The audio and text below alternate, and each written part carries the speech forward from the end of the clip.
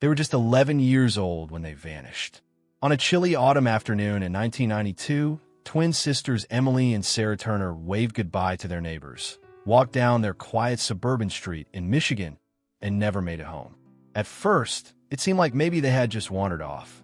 Their parents hoped, prayed, that the girls had gone to a friend's house or gotten sidetracked. But as hours turned into days and days into weeks, the truth became harder and harder to ignore. The Turner twins had disappeared without a trace. There was no broken window, no signs of a struggle, just their school bags left neatly by the front door. The small town of Brighton was shaken to its core. The twins were well known in the community, bright, curious, inseparable. Their laughter had once echoed through the neighborhood, and now silence. Police launched one of the largest searches in the town's history.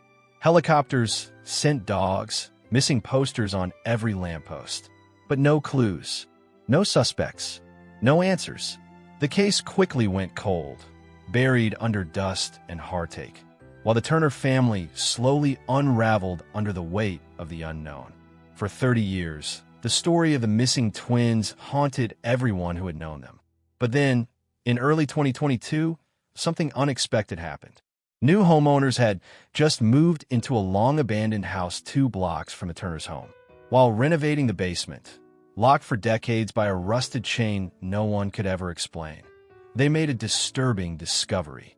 Behind a false wall, hidden beneath layers of plaster and time, was something that left even the most seasoned detective speechless. The question everyone was asking suddenly roared back. What really happened to the Turner twins that day? And how could a house so close, so familiar, hold the key to a 30-year-old nightmare? What was behind that wall? And why had no one found it sooner? The house on Elmridge Street had always given people a strange feeling. Overgrown bushes, boarded windows, a mailbox stuffed with yellowed flyers no one ever claimed.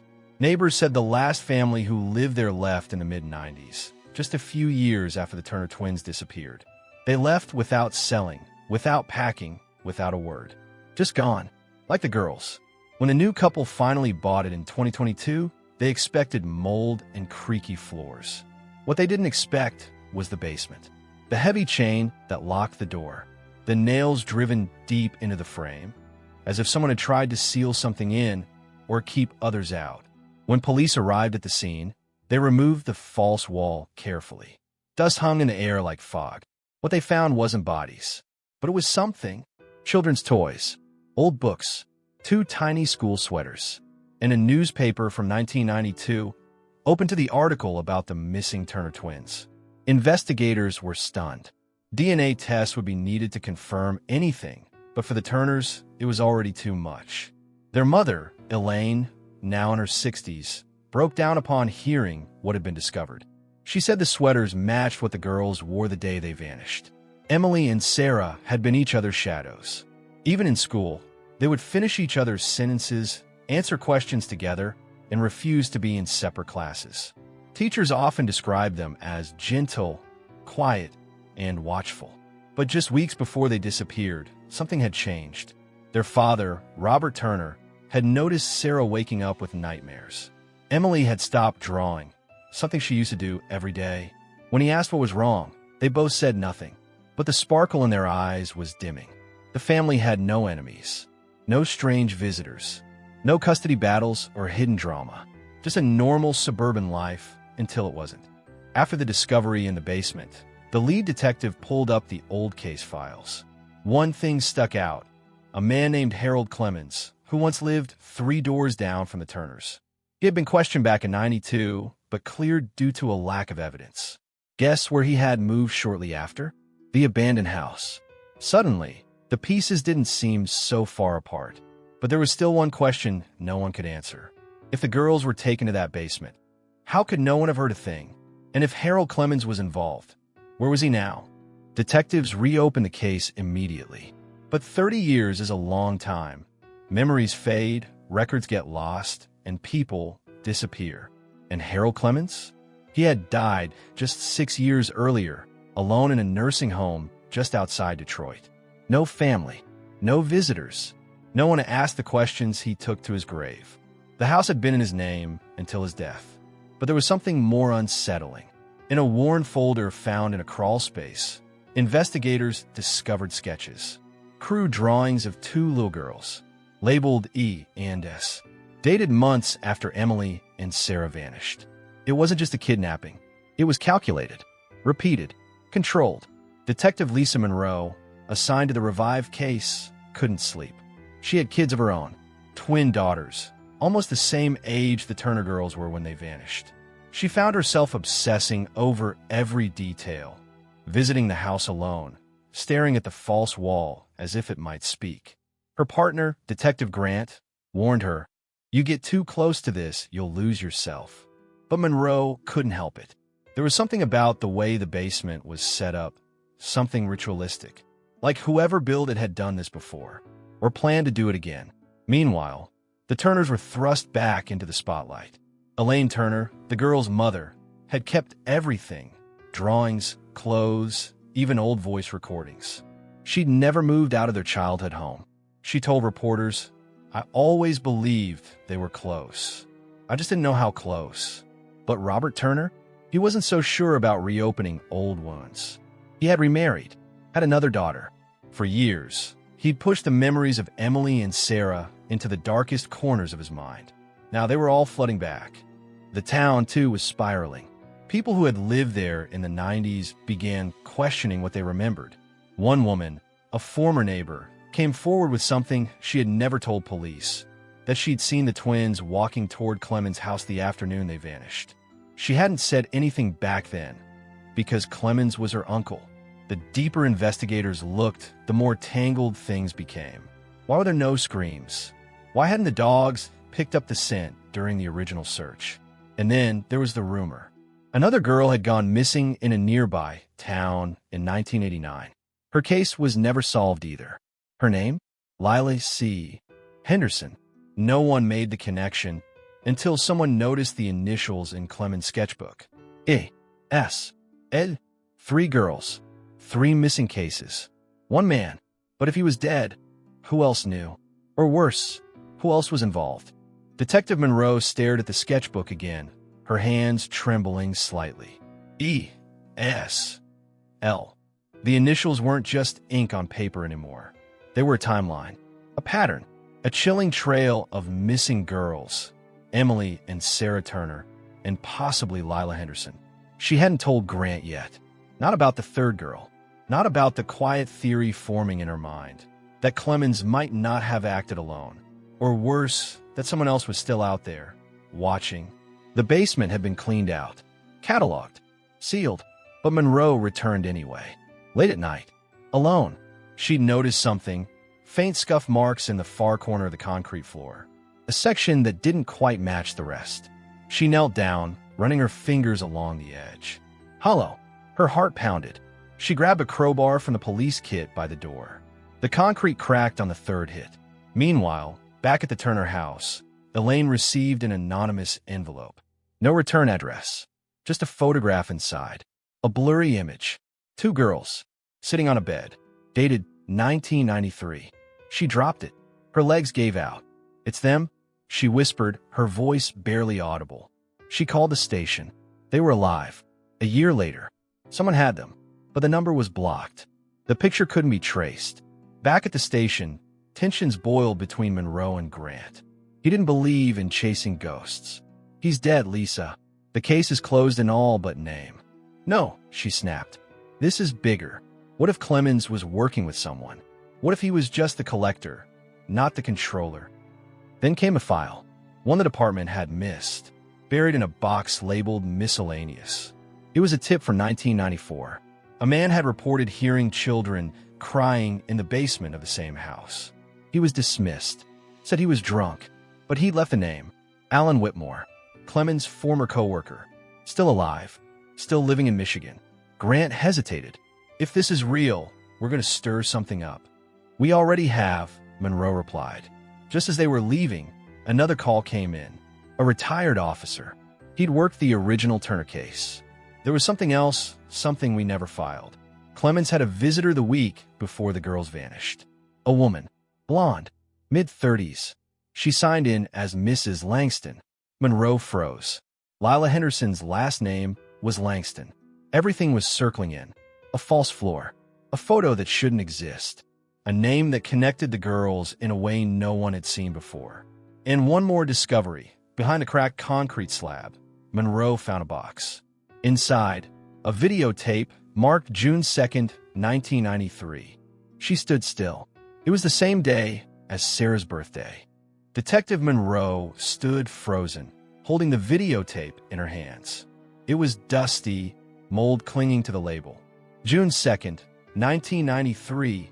Sarah, she didn't want to watch it. Every instinct told her not to, but she also knew this could be it. The moment the truth came into focus, the tape was rushed to the lab, digitized. No one breathed as the footage played. It was grainy, a dim room, a mattress on the floor, a teddy bear in the corner, and then a girl, thin, shaking, clutching a birthday balloon. Sarah Turner, alive, 1 year after her disappearance. Then a voice, calm, cold, female. You'll see your sister when you behave, Sarah. Monroe's stomach turned. It wasn't Clemens. It was a woman. Back at the Turner home, Elaine couldn't stop staring at the photo. Not just because it was the girls, but because of the wallpaper behind them. Blue floral pattern. She had seen it before. It was the guest room, in her own house. She tore upstairs. The wallpaper had been painted over for decades. But she scraped at the corner, and there it was, the same pattern. She screamed. She called Monroe. They were here, she sobbed. In my house. In this house. But how? Grant checked the original floor plans. There was a crawl space behind the guest room. No one had accessed it in years. They opened it that night. Inside, remnants of rope. A spoon. A cracked plastic cup. And then something else. A bracelet with the initials SD. Monroe stood in shock. Elaine, did anyone else live here after the girls disappeared? Elaine's voice broke. Only my sister. For about 6 months after Robert left. And that was it. Elaine's sister, Carla Madsen. Never questioned. Never even considered. But she was there, right in the house, after the girls vanished. And she'd had access to everything. Records showed Carla had lived in the Turner house and then moved to a property just outside town. Want to guess the address? The one next to the Clemens house. Grant muttered, this wasn't a random kidnapping. Monroe added, this was planned. By people they trusted. And then, one more blow.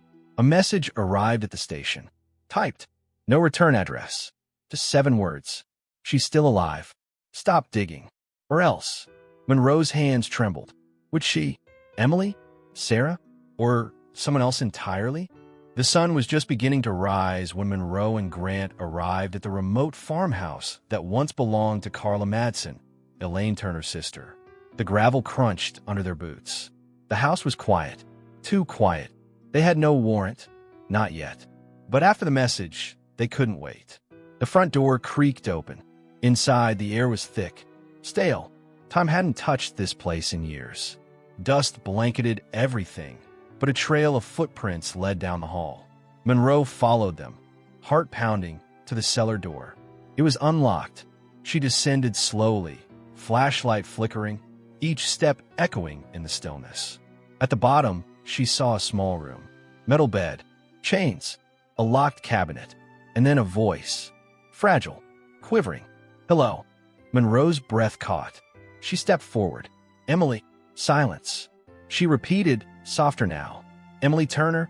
Then a faint gasp. The girl who stepped into the light looked no older than 30.